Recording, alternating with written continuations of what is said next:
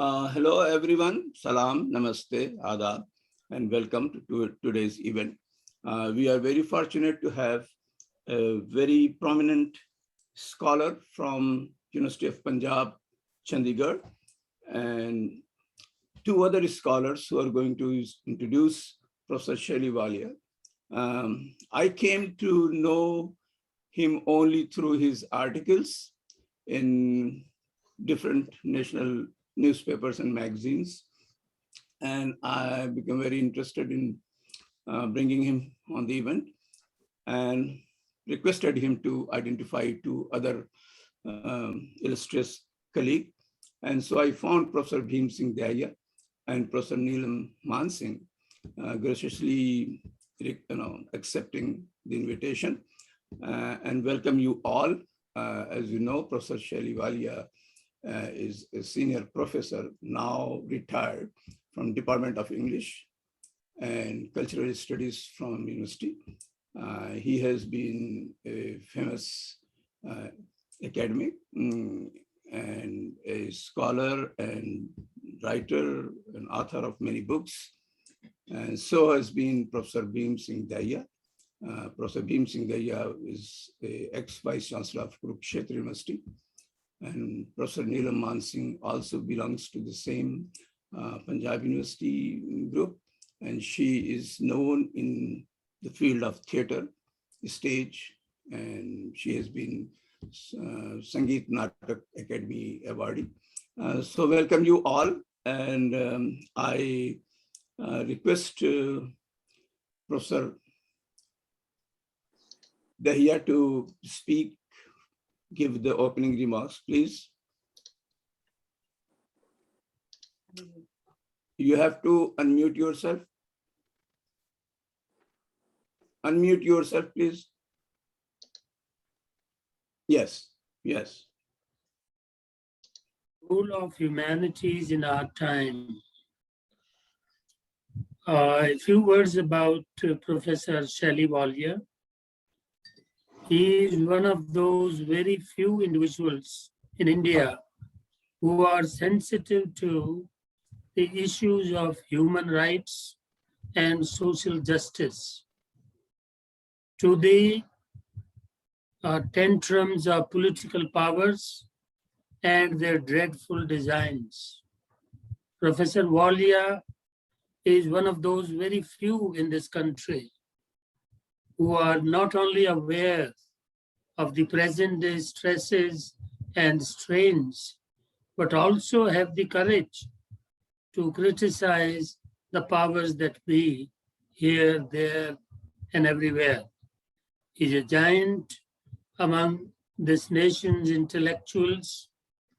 He is someone who has wide awareness, deep study, and effective writing skill to put across his bold and penetrating understanding of the contemporary world in all its clever constructions, debatable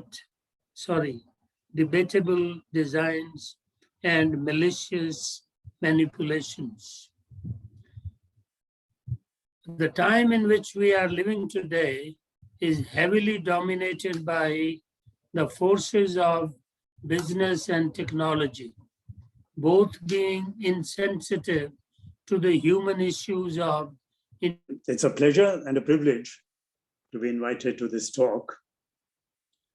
I must first of all thank Dr. Razi Raziuddin, who has been in touch with me over the months. I wish I could be there, but on the other hand, I think a virtual meet does have its advantages. No visas, no itchy borders, and obviously no customs officers. So I take it that this is an excellent initiative by you, Mr. Razi. Your lecture series is a step towards institutionalizing the social and political consequences of some of the major problems that we are facing today especially diversity, exile, and multiculturalism. And I feel that you have given an impetus to a transcultural dialogue. And I say this because you need such conversations. And I think our conversations and our larger dialogues help us to a great extent shape our resistance against ignorance, hatred, and more so, very important, I think, to my mind, forgetting. And I'm saying forgetting because I have history in mind, and I have the way that history has been rewritten. As a pedagogical exercise, I think we have been, for too long, been told to be wary of the origin, the center, and the end. The question of rewriting of history, the question of bringing down the structures of texts, the problem of countering narratives and grand narratives, dominant narratives, only goes to indicate that politics has seeped deep into our critical practice. I feel that the state has tried its utmost to smother this voice, this participation, or this intervention. But some or the other, I think liberal Democrats have kept the spark smoldering. And therefore there is some hope, I think. But let me begin by saying that the odds are stacked against us. We live a kind of a real life story of instability, of catastrophe, of national glory being drumbeated across the world. I place myself at the site where the scourge of neoliberalism faces the interests of the powerless. On one side, neoliberalism, on the other side, those who stand up for the deprived. It's an unsettling situation to my mind.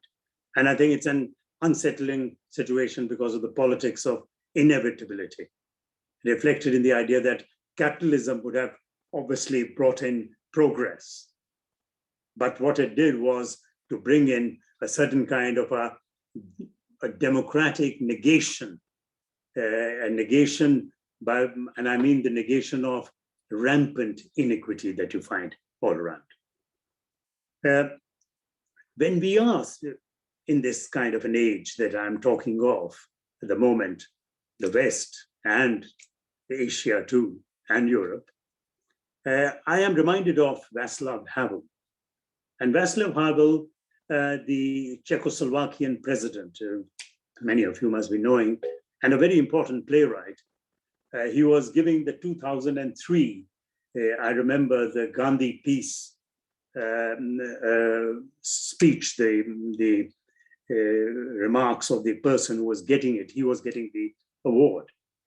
And interestingly, he started by saying that he and his wife went on the motorways in Europe on their holiday, not on the by-lanes like many of us do in order to see the countryside, but he went on the motorways. And the reason that he did it was to understand globalization, the way that it has taken us by the scruff of our neck. He said that when they were on the motorways going through Europe, the only thing that they saw was these tankers carrying Italian butter to Denmark and Danish butter to Italy. If you look at this, obviously, capitalism has taken a stronghold on us.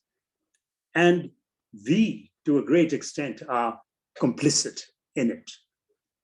When you look at it, the example that he's giving of this kind of capitalism raging across the world, what I am reminded of, a few days back, there was a cross-border event in California by the City Lights publications. You might have heard of it. A very important publication from the left, very radical. Started way back in the 1940s, publishing The Beat Generation. Woody Guthrie also was published by them. But anyway, its motto was that the title of this organization was Build Bridges, Not Walls. A world based on money and violence is a world built with walls, it says.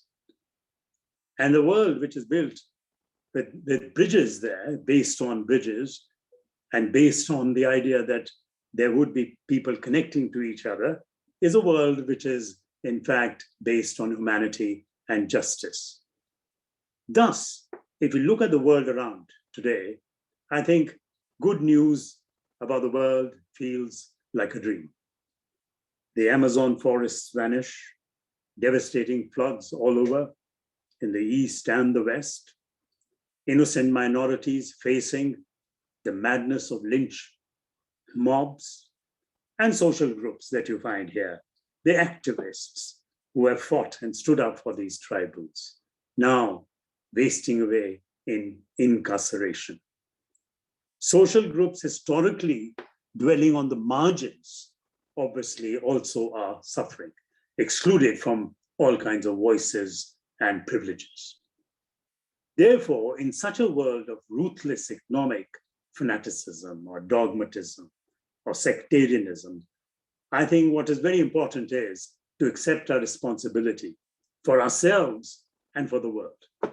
It is therefore our responsibility, I think, to improve the world. And improve the world, first of all, in the field of human consciousness, in the field of human responsibility, in the field of human conscience. And the whole idea in this, I feel, is to inspire people of this world, some inspiration for these people of this world who are now facing a kind of a catastrophe, as I see.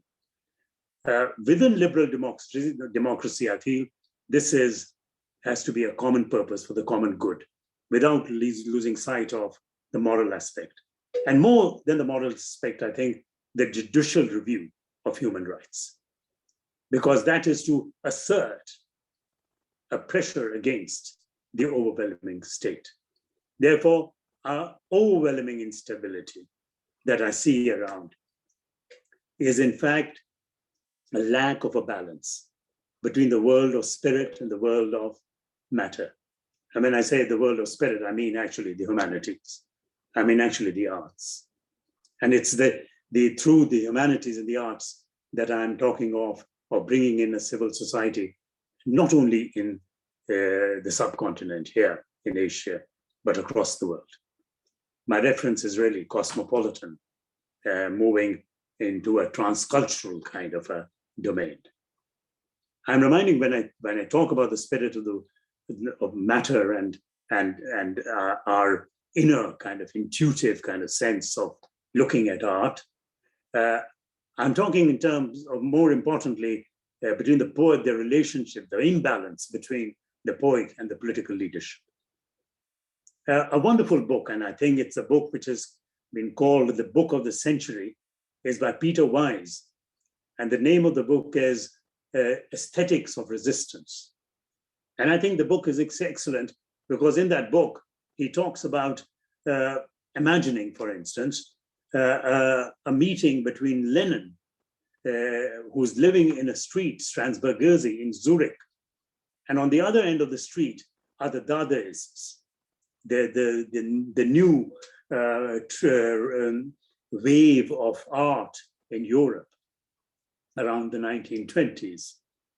And he feels that these two people were to meet at the Café Voltaire, a very legendary cafe there in Zurich, but they couldn't sort of meet.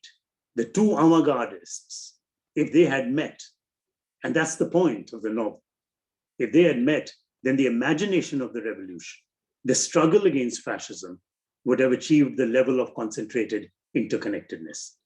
And I mean that when you talk in terms of the interconnectedness, I'm talking of a model of revolution, transformation, every element of social existence. So the novel of Peter Wise, I think, is a wonderful novel because it explores the infinity between resistance and art, fusing in a way art and politics, an inseparable kind of a revolutionary unit. But the thing that we really need to ask is that how many people are kind of trained in this kind of a way of life. And I say this because I think the lack of leadership in the universities, academic leaderships, is basically because of the lack of training in the humanities. When you put a scientist as a vice chancellor, I think that's a great harm that you probably would do. But many scientists wouldn't agree with it. But on the other hand, if there is a good balance between the scientist and the humanitarian, or the person who is into the social and fine arts, then I think he could be a good combination. So I've suggested two names, Peter Weiss and Václav Havel, the Czechoslovakian president, no longer alive, but a great playwright. So behind such a desire, I think lies a kind of a combination, which is directed against the opposing fundamentalist drive towards separation. Here is a combination of politics and literature. And this is kind of directed against this kind of partitioning, a kind of obsession with separation, an insistence on seeing similarities to that, opposed to that, seeing affiliations, allegiances, a unified front against, I think, what I really am trying to say is against privilege, explicitly through, and when you talk about privilege, I think it's explicitly through homogenization of language, of race, of territory. So we indeed are fortunate to have within us secular historians and artists, really. And one of those great artists that we have is Neelam Man Singh that I've invited.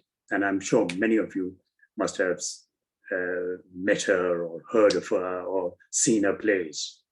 But what I mean to say is that we are very lucky to have such artists still living in the world, and especially historians like Irfan Habib and Romila Thapar, or thinkers like Chomsky and Cornel West. And I'm saying that they are the ones, why they are effective, I think, is because of the defense of diverse cultural space against the imposition of a monolithic religious or ethnic identity. So to me, the left-wing perspective becomes important. And it becomes important because it's a kind of a critical act, a critical inheritance, combining past and present, and establishing links to shape a better world. Therefore, the need arises to locate ourselves within the history of violence.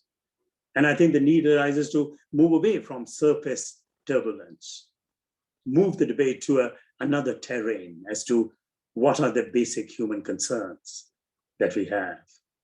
And apart from the human concerns that we have to move away from the smug conservatives, the tired liberals, and the disillusioned radicals who have blurred the debate, I think. But let me go back for a moment, to Marx, who concerns the whole world. The specter of Marx hangs all over the world as it is. As an admirer of literature, I think Marx never lost faith in the idea of citizenship. He never lost faith of the idea of a citizen living in a participatory democracy. But many say that he is dead. Is he dead? Let's sort of, first of all, question that. Is his resurrection possible then, if he's dead? And is he really young and always growing? I think great artists from Plato downwards do not die. They only go into some kind of hibernation at certain times in history. I feel he's maturing slowly, like good cheese or vintage wine. Not to be had at Dionysic parties, but to be had at the front line, not gulped down, but sips.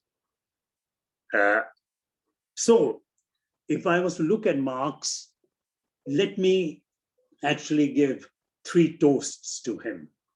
And these are relevant, I think, across the world. Take it Asia, take, for instance, Europe, or take America.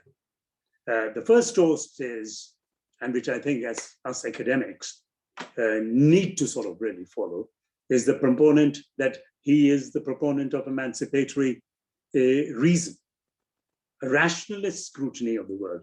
And I'm especially emphasizing the rationalist part of it, because I'll come to it when I talk about some of the poets in India. But a rationalist scrutiny of the world with a commitment to human freedom. That's number one celebration. Number two toast that I would give him is his historical materialist approach. To me, it becomes very important to social analysis. And I think it's important for social analysis because of his understanding of the present as history, with particular attention to the living and working conditions of ordinary people. Economic and political materiality of power obsesses him with it. And number three, I think, celebrated for his dialectical openness. And I'm talking of the dialectical openness because of his sensitivity to the idea of contradictions, antinomies that you find around. And so if we look at it, I think we're indeed poised at a dramatic moment of resistance worldwide. In the Gramscian sense, what I have in mind is poised at a moment with rage, with ethics, and with a certain kind of an intellectual collectivism, and all geared towards thinking of alternatives. A political education I have in mind, underpinning of the critical thought as a priority. The efficacy of coercion is not going to lead anywhere. I think the coercion of free thought becomes negligible, I think, when the state makes this catastrophic blunder on the education system around the world, making it totally dysfunctional, I think.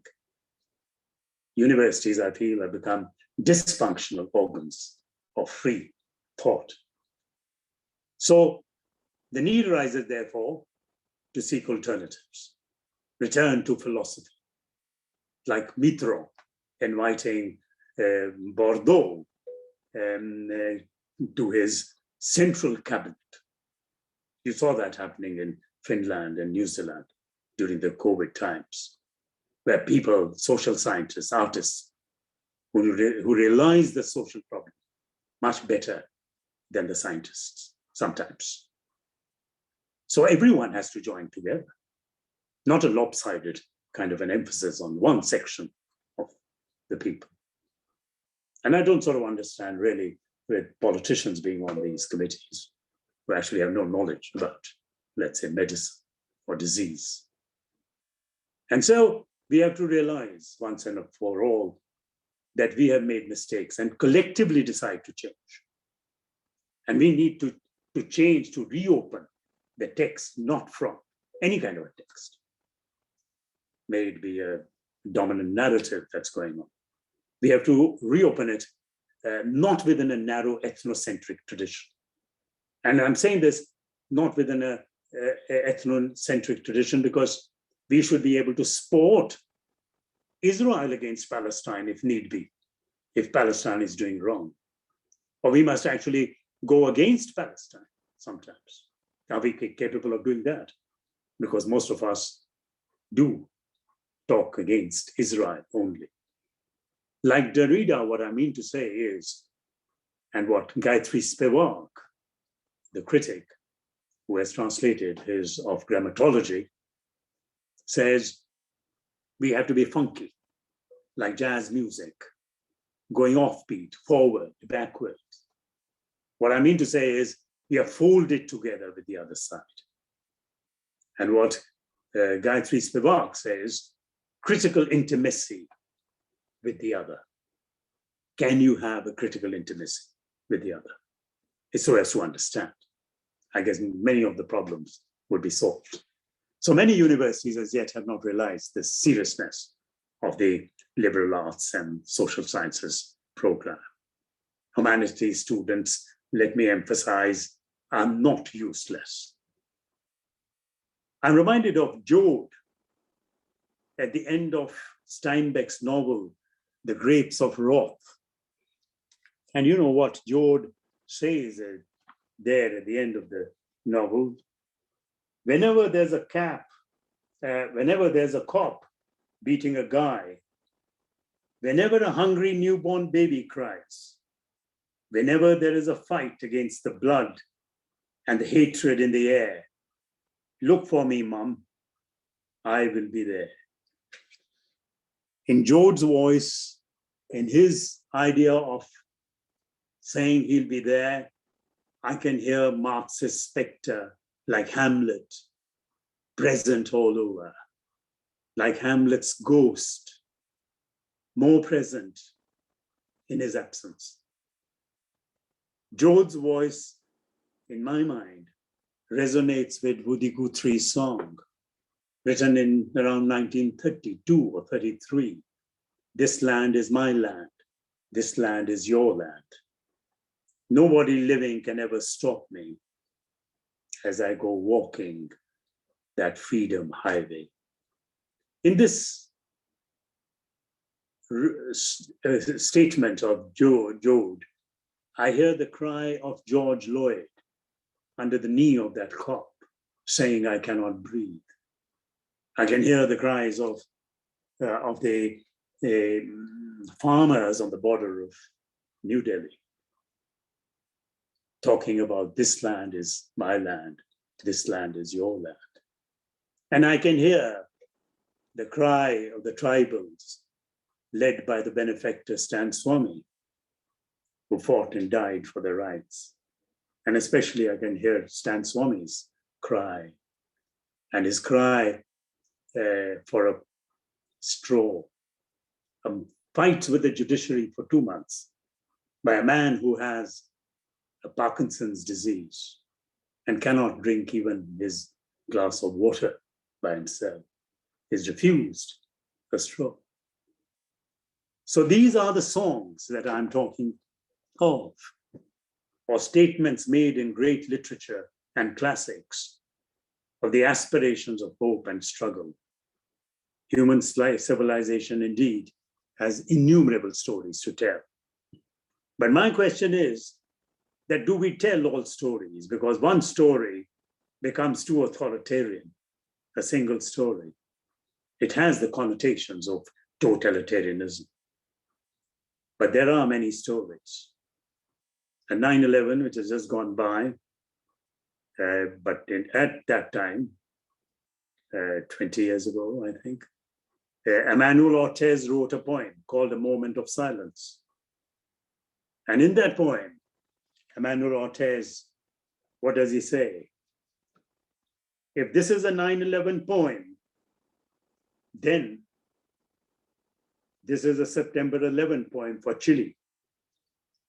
This is a September 12 poem of Steve Biko. This is a September 13 poem for the Brothers of Attica at prison. This is a September 14th poem for Somalia. You want a moment of silence, he says at the end of the poem, then take it now, before the poem begins. Let your silence begin at the beginning of crime, but we tonight will keep right on singing for our dead.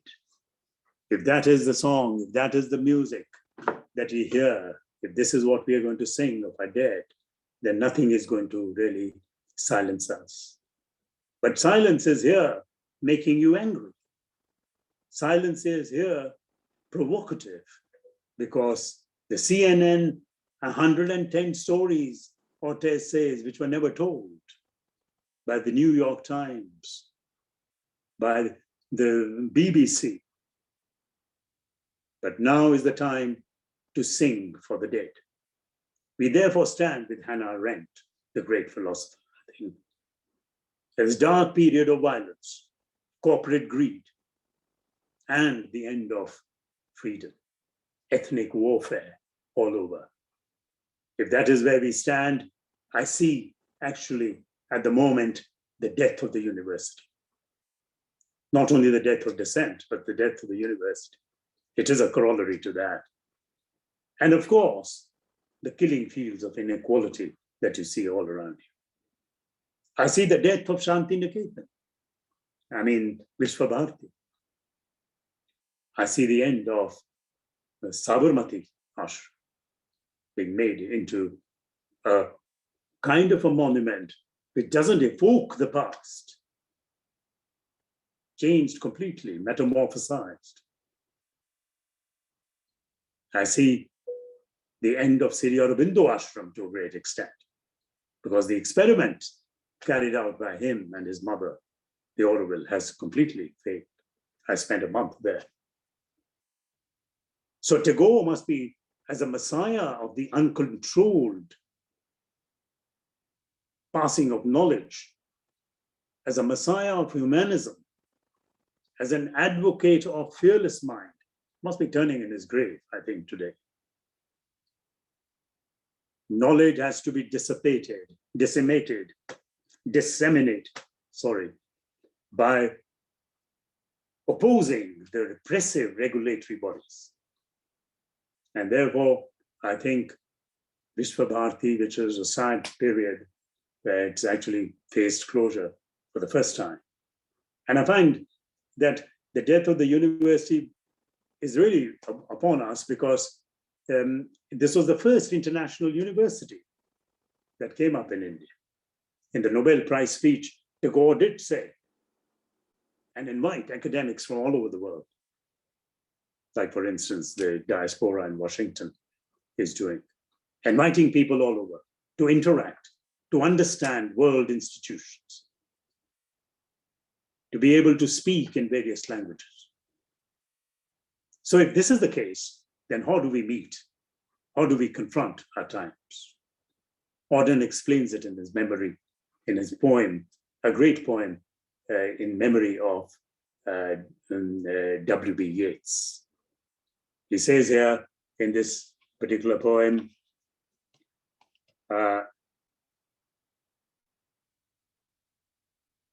he says, follow poet, follow right, to the bottom of the night, and with your unconstraining voice, still persuade us to rejoice. And I think very significant lines in the in English literature, or in the literature written during the war period. Very significant to my mind, I think, is because he says that the idea of writing poetry is to write in apocalyptic times. It's poetry that helps you to meet the nightmare of history. It's poetry that actually makes you survive through imagination. What he means actually is surviving through imagination is basically a survival of the human beings. It's defending human values against the barbarism of capitalism and war, the global phenomenon of oppression. It is poetry that enables us to live in political times. And therefore, I think poetry becomes very important. You draw strength from a private loss and a private crisis. You actually transform calamity into celebration. And I think it's celebration of the imagination. And why I'm saying this is, and obviously Yeats, Auden also had that in mind, that it is the imagination that no one can take away from me. Like it couldn't take the imagination away from Fairs, Ahmed Fairs. It is an affirmation of the survival of art in bad times. If art survives imagination, then imagination survives. If human spirit survives, and then human spirit, if it survives, then man survives. So if imagination survives, it is art that survives. And if art survives, the human spirit survives. And if a human spirit survives, it's man surviving. And therefore, if we were to look at it, when he says, in your unconstrained voice, teach us to rejoice, persuade us to rejoice, you can only rejoice if the language is good. You can only rejoice if the language is pure, if it's refined. And my mind goes back to George Orwell's great essay, English Language, Politics and the English Language. And I think it's a wonderful essay because what he's actually trying to say there is that bad politics debases language, and misused language coarsens political thought. We've seen that in the case of Trump, and we've seen that in the case of many others, whom I will not mention. Coarse political thought because of bad politics, because of debased language. Take, for example, the lines of Namdeo Dasal, the Dalit poet. And what does he say? Namdeo Dasal. He says, the wicked have injured the earth. Poets know all about it. Only poets can save the earth from extinction. In another poem, he says, yesterday they murdered Gandhi. Now they want to put the whole nation to death, playing the politics of chastisement. I think wonderful lines by him. And that brings me to Stephen Declass. And I take these as symbolic figures representing each race. It's not only Ireland that James Joyce was talking of when he wrote his great novel, The Portrait of an Artist as a Young Man. But that portrait of an artist as a young man lays out certain features of art, which should be very important to many of us. And I think the features of art that you see there are when Stephen Declass, the artist, the hero, is in fact talking in terms of all nationalists being hypocrites. His credo is freedom from nationality, freedom from language, freedom from religion. Because as soon as you begin to go after one particular language or religion or nationality, you begin to identify yourself homogeneously through one aspect. And that is why I think he makes a statement, which I think is the most powerful statement in world literature. And what does he say? I will tell you what I will do and what I will not do. I will not serve in which, that in which. I will not serve that in which. I no longer believe, whether it call itself my home, my fatherland, or my church. If I don't believe in it, I don't have to call it. I will try to express myself in some mode of life or art as freely as I can and as wholly as I can, using for my defense the only arms. And what are the only arms he has? Exile, like you people sitting in the United States. Silence, and here silence is very important because it's critical, it's strategic. And cunning is intelligence. How do you deal with these people? If that is the case then of Stephen Declass, then Peru Mulgan, this poet from the South, Perumal Murugan, was asked to remain quiet and not write poetry. And what did he do? When he's banned from writing, he wrote Songs of a Coward. And the subtitle is Poems in Exile. And what does his Perumal Murugan say there in Songs of a Coward? For him, silence becomes a kind of a loaded word. The Song of a Coward, he says, misery befalls no one because of a coward. Riots break out nowhere. If you're a coward, then no misery, no riots, everything hunky-dory. And another poem, he says, the poem is called What Have I Lost? He says, after he's actually said that he's lost everything, he had never worn a crown or walked on the hands of slaves. which is never done, he says, am I not one who has lost everything? I lost everything, but still hasn't lost himself. So he has hope, the great hope that you see in him. And the person who's lost everything and not himself, I think, is very lethal, because he is the person you expect action and thought and ethics from. So his retreat into silence, I'd like to emphasize, is apolitical. It arouses anger at that silence. His resistance comes out of remembrance of history. His resistance comes out of our poets' songs, our dreamers' dreams, our rebels' calls. In other words, we need to evolve an aesthetic of resistance, which many artists and poets in India did. I have in mind the three poets and writers and rationalists, Davolkar, Pansare, and Kulbargi. All three killed, all three shot. And what book have they written? The Republic of Reason. Words they could not kill. That's the subtitle of it.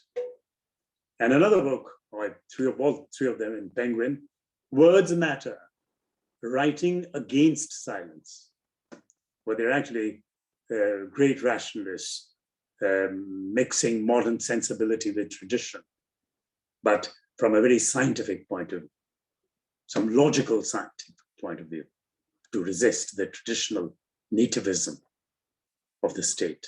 I think what Galileo did, I think what Brecht did, to look at science and its firm ground, and yet be able to go beyond it if it is based on tradition or some kind of past thinking.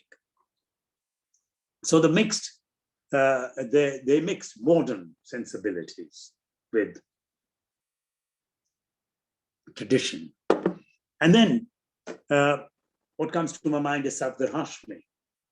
Many of you must have heard of him. His spirit of commitment, I think, is very important to me. Aesthetics as a powerful means of emancipatory politics. Revulsion in his praise and deep anger. Realization of the need to raise one's voice. Anti-democratic forces are what his plays are an antidote to, I think. In the wake of the fall of the Congress party, I think, later than that, where he was revolting against, and he wrote Kursi, Kursi, Chair, Kursi, Kursi, Kursi, I think. But his major play is Halla Bol. His play, his drama company was called Samat, which Neelaman Singh would be knowing much more. Maybe she could say something about it. But what I'm saying is the avant-garde of artistic protest and the avant-garde of politics. That's what Safdar Hashmi to me is. And I feel that when there is an attack on the freedom of speech or on the right to survive, then it becomes very important to find that the alternate spaces, and when you talk of the alternate spaces, I mean the intellectual space, the social space, the physical space, that seems to be shrinking. And if that is shrinking, then one must fight against this kind of censorship completely. I have in mind Fair Them as Fairs and Hum Dekhenge, which all of you must be knowing. It assumes an iconic status. But what is most important, I think, when I think of his song is Pete Seeger. At the start of the Atlanta 1967 civil rights demonstration, when he was going to sing We Shall Overcome, he made a statement. And I think the statement was very powerful because he said, songs have a sneaky way of crossing over borders. And if they do at a particular historical moment, then they become very important because they change history.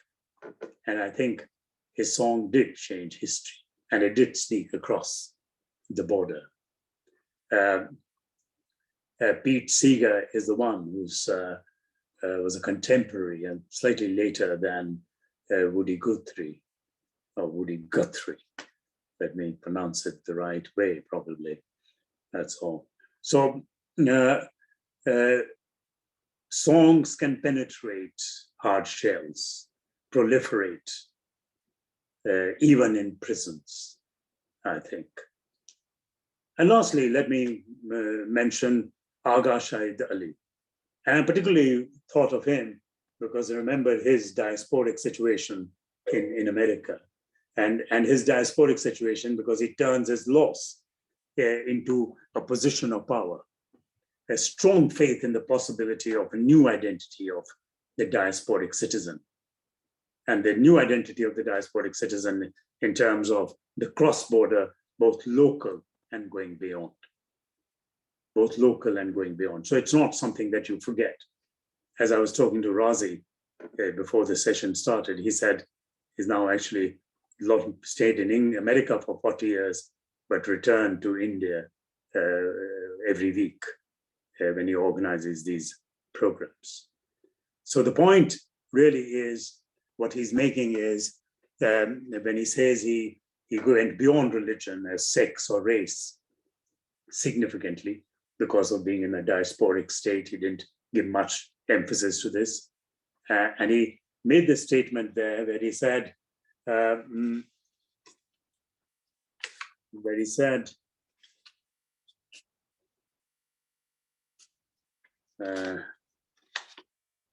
point is that you are a universe. You are the product of immense historical forces.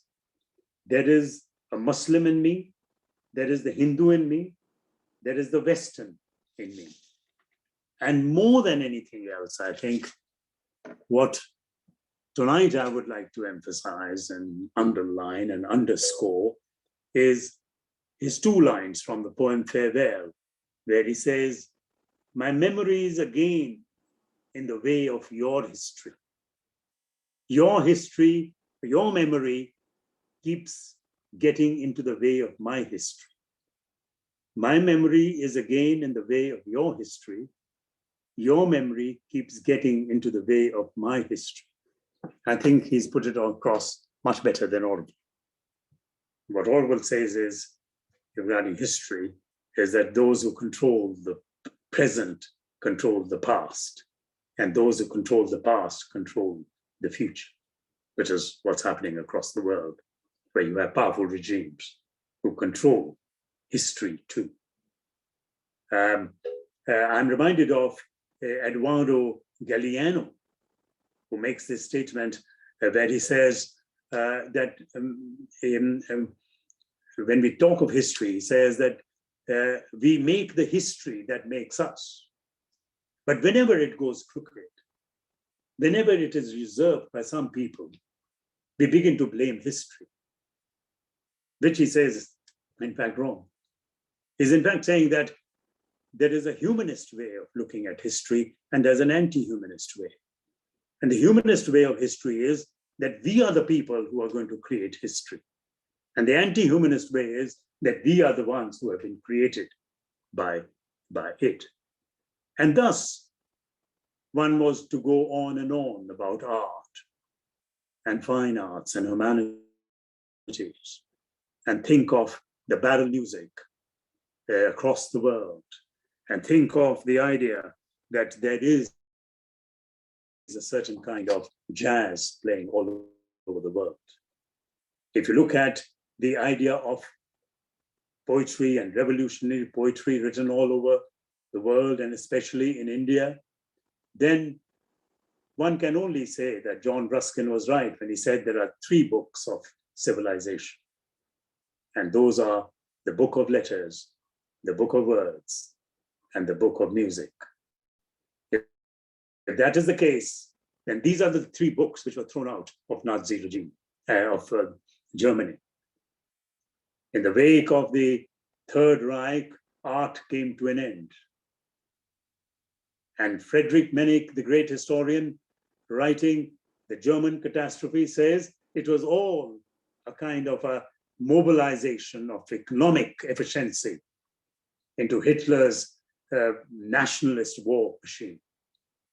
The only way to inoculate Germany against any kind of Nazism was to open the Goethe societies again, was to start and celebrate the great poets and other literary figures, accompanied by music of Bach and Mozart and Beethoven and Schubert and Brahms. What I have in mind is Friedrich Schiller's aesthetic education. But what does Nazism do, really? It cultivates the worst irrational sentiments, mobilizes ignorance and prejudice. It tells you to forget the values of poetry and literature, the wisdom of philosophy and theology. Threat to fascism, therefore, I think, lies only in education in the humanities. To have a free and a responsible, Socratic, Spinoza-like a discourse in the world. To make a kind of a humanist society, the rebirth of nationalism is ended. Stand against the triviality of technology. Stand against this kind of a nationalist image, against the vulgarity of commerce. And especially, I would like to add the stupidity of the media and the universities at the moment. What I'm actually talking of is exposing lies and bear the hidden agenda. That is what humanities is. That is what it teaches us. What saying things which others least want to hear, it becomes our moral responsibility. Political leadership, as I said, or academic leadership is disabled if there is no training in the liberal arts. As a teacher, in the Gramscian sense, I would say that there has to be legitimation of our discourse and the delegitimation of the acts of the ruling class. Because once you begin to legitimate the acts of the ruling class, then that is the treason of the intellectual, which is the title of a wonderful book by Julian Bender, written around 1920-21. So the idea is to question corporate thinking, interrogate ourselves and our positions. And humanities is the one that teaches us to be interdependent, understand world history and major religions as such, and break barriers. If that is the case, then let me end by saying that you have a great writer in Rigoberto Menchú from Guatemala, who doesn't know the language, but wrote a book called I, Rigoberto Menchú, against American imperialism in Guatemala, about what America was doing there. Regimes are brought down not by bullets, but by words, reminding me of Commandant Marcos of the Zapatista movement. And I think very important, because his book, a wonderful book to read, though a thick one, is Our Word is Our Weapon, which is very important to keep in mind. So let us get beyond the burden of the Manichaean aesthetics and ask ourselves, like Hegel, what are we doing? What do we really want? I think the only thing we want is an ethics of an emancipatory value. The Republic of Imagination, a book by Azan Nafizi, talks of having no passport for people who walk in, who are non-conformists, who think openly. But there would be no passport for a person who is a conformist or an orthodox. You let people come in. You let people come in only if they have the urge to escape the mundane. If they have a restless desire to know, not the conformists, not the orthodox.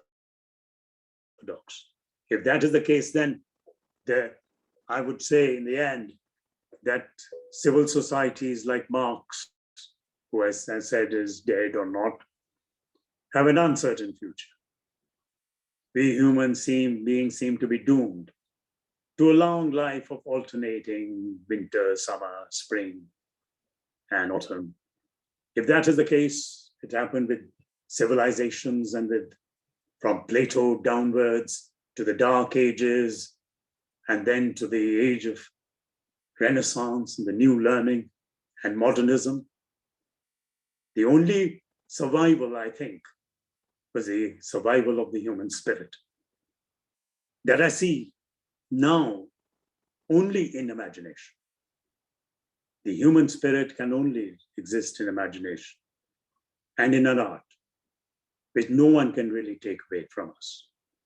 Without imagination, our civilization would collapse, leaving behind a world theoretically sharp, but culturally completely bankrupt. Thank you. Thank you so much. It's so overwhelming. You're trying to stir our rusted capitalist souls. So we will try to figure it out where we are lost. So I invite now Professor. We're not lost. Professor Nilaman Singh to please give the concluding remarks. And after that, we will open for question and answer. Thank you.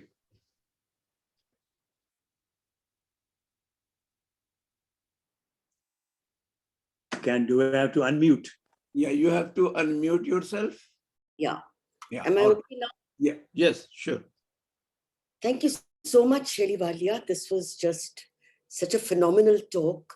The range, the sweep, the layers that you made us journey through was truly overwhelming.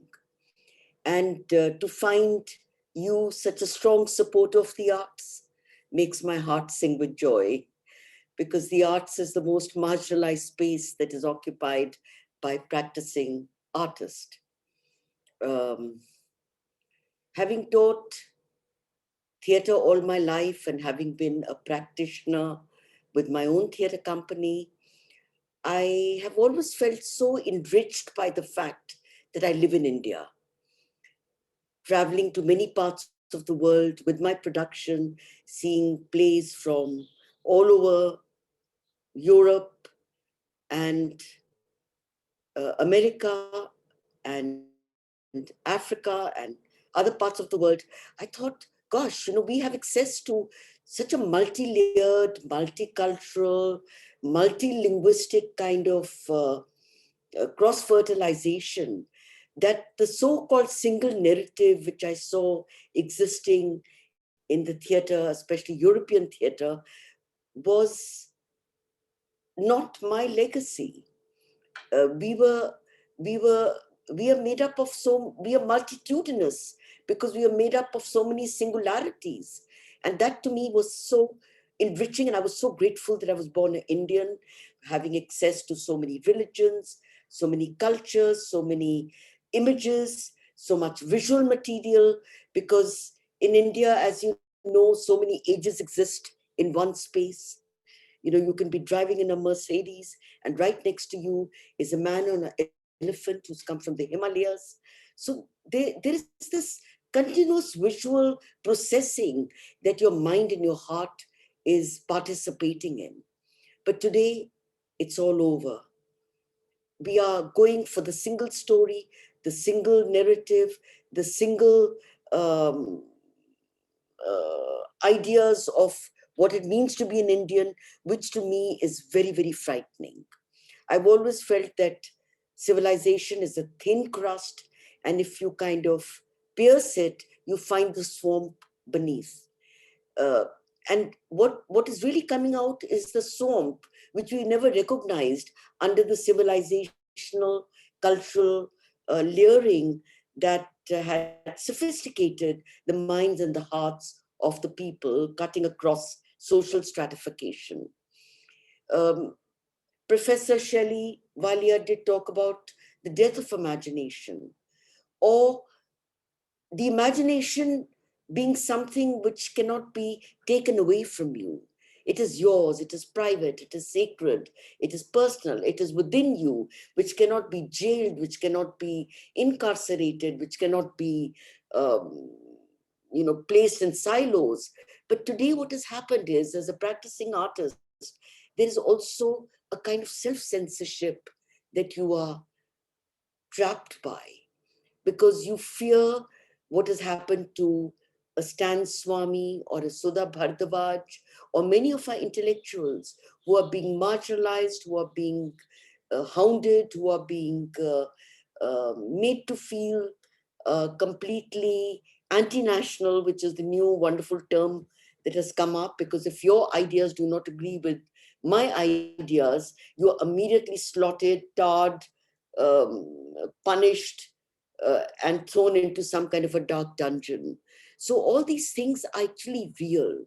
They are not something that you think happens to other people. It happens to people that you know, people that you admire, people whose work you respect.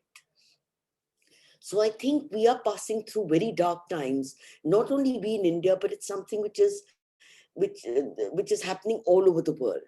But I think that the artist, the poet, the writer, the thinker, the liberal, has a way of circumventing that. You saw it during the time of the French suffragette movement, the French resistance movement, where through cabaret, social messages and it became a site for protest. It happened during the time of Lokmanya Tilak. It happened during the Parsi theatre. Parsi theatre was supposed to be a kind of legacy of the proscenium theatre, which had come with the East India Company, where mythological and social dramas, which seemed ostensibly harmless, were being showcased. But within that, the characters, the archetypal characters, were being infused with the political philosophy, which was comprehensible to the audience, but not comprehensible to the powers that existed at that point of time. So even during the time of the Jews being in the, waiting for the gas chamber, people fell in love. They wrote poetry. There is a beautiful play I read, which is called The Violin of Hope, which was actually rescued after Hitler's so-called terrifying regime was over, and how that became a representative of the fact that despite hunger, despite brutality, despite torture, despite every human being pushed to the wall, people never lose that one quality, which is human affirmation, hope. There's still a song that you sing. There is still a bird that you hear. There is still a feeling of love that you feel for somebody in an equally depressed and deprived situation as you are in.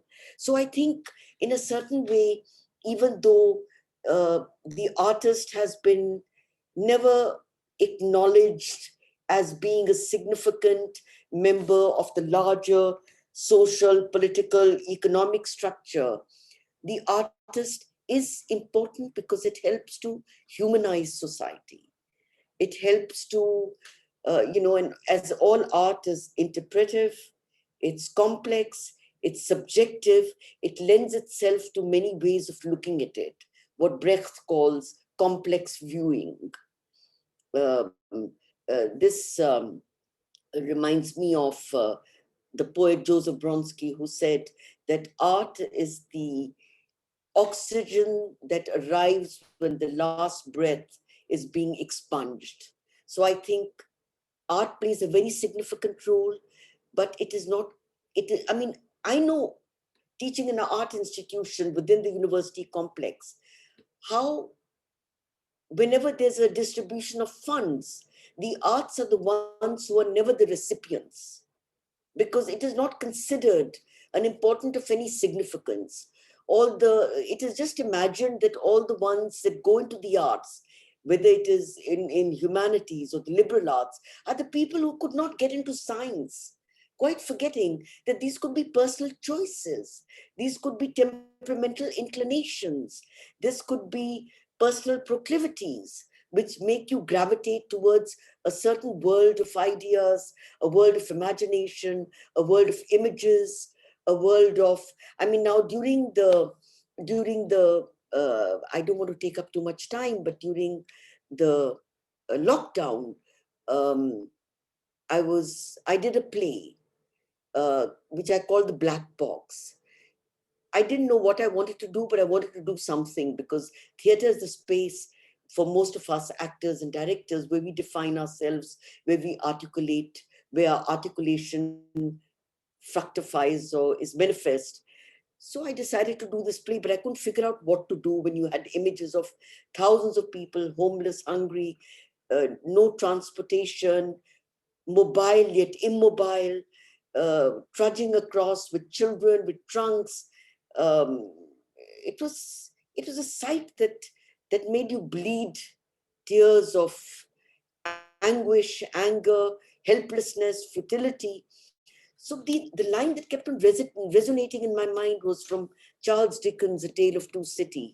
This was the best of times, this was the worst of times, this was a time of hope. So the contradictions, as Walt Whitman says, I contradict myself. Yes, I contradict myself. I contain multitudes. So using that as a starting point, I created a performance, which was then filmed and zoomed on Book My Show. So I think no matter how hard the scenario may be, you can't put an artist down. And that is why governments fear the artist. They fear the poet. That is why when funds have to be cut, the first funding that gets cut is the funds for the arts. Even though they may feel that they are an insignificant member of this larger, more powerful community, but they understand, they have that ancient fear of what the artist represents. He represents a voice of protest. He disturbs the status quo. He brings in ideas which are perhaps out of the box. He wants to create a space which is not a rhetorical space. It's not a pulpit where lectures are given, but it's a space for debate, for dissent, for argument, for creating multiple viewpoints, so that you're not hammering an audience to see the way you wish the audience to see, but you release many suggestions, allowing the artist and the thinker and the student to actually formulate and question and get into the world of something which is unfamiliar, which is not, giving them the space to think, giving them a space to feel free. But thank you very much. It's been a lovely session. It's been quite enlightening to listen to Professor Walia. Very impressive, and many, many congratulations to your team for putting up such a wonderful show. And thank you. Thank you so much, Professor Nirmal Singh. And before we go to question answer session, coming Saturday's event will be on our grand director of the past, Bimal Roy. And as usual, every month, Danish Iqbal brings a event putting literature and entertainment together. So Bimal Roy, the poet of silences and images, खामोशियों और तस्वीरों का शायर Bimal Roy, and he will be joined by Lutf group singers. List is here. So coming Saturday, as always, at 11 a.m. And now